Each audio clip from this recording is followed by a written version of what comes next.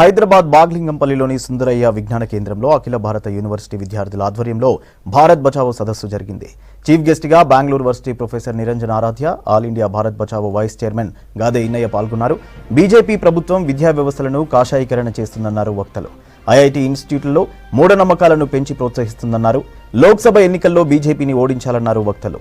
కార్యక్రమంలో దేశంలోని ప్రముఖ వర్సిటీల ప్రొఫెసర్లు, విద్యార్థులు పాల్గొన్నారు.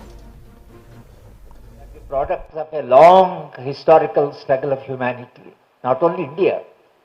Each value has a great sacrifice behind, and humanity has to uphold those values, and then civilization must advance. But we entered into a very critical stage in our history where instead of the values becoming enriched, enlarged and ennobled, the values are getting eroded.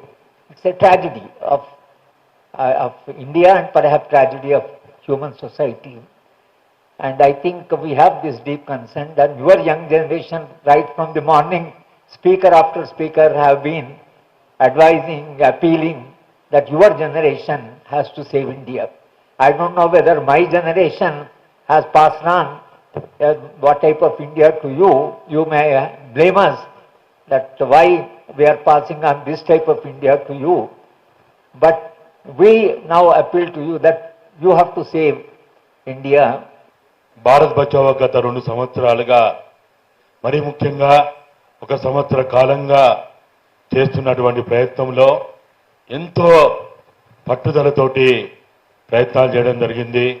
ఆదివాసీ గూడాల్లో అయితేంది, గిరిజన గూడాల్లో అయితేంది, దళిత వాడల్లో అయితేంది, బహుజన బస్తీల్లో అయితేంది, ప్రతి దగ్గర ఈ దేశాన్ని కాపాడుకోవాలనే ఒక ఆలోచనతోటే ఈరోజు మనందరం కూడా ఎంతో ఆవేదనతోటి, ఎంతో ముందు చూపుతోటి మనం ఈ కార్యక్రమాన్ని నిర్వహిస్తున్నాం. కాబట్టి అందరూ కూడా దయచేసి మనకు మనం ఎడ్యుకేట్ కావాలి, మన తోటి వాళ్ళని ఎడ్యుకేట్ చేయాల్సిన బాధ్యత మన మీద ఉంది.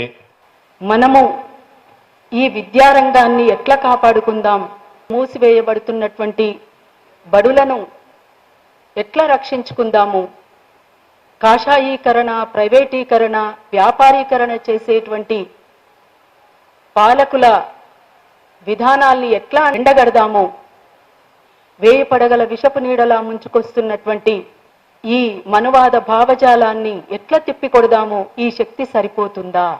అందుకనే ఆనాడు ఉస్మానియా క్యాంపస్లో ఒక ధృవతారగా వెలుగొందినటువంటి కామ్రేడ్ జార్జి రెడ్డి నుండి మొదలుకొని ఎంతోమంది వాళ్ళ భావజాలానికి బలైపోయినటువంటి వాళ్ళు ఉన్నారు.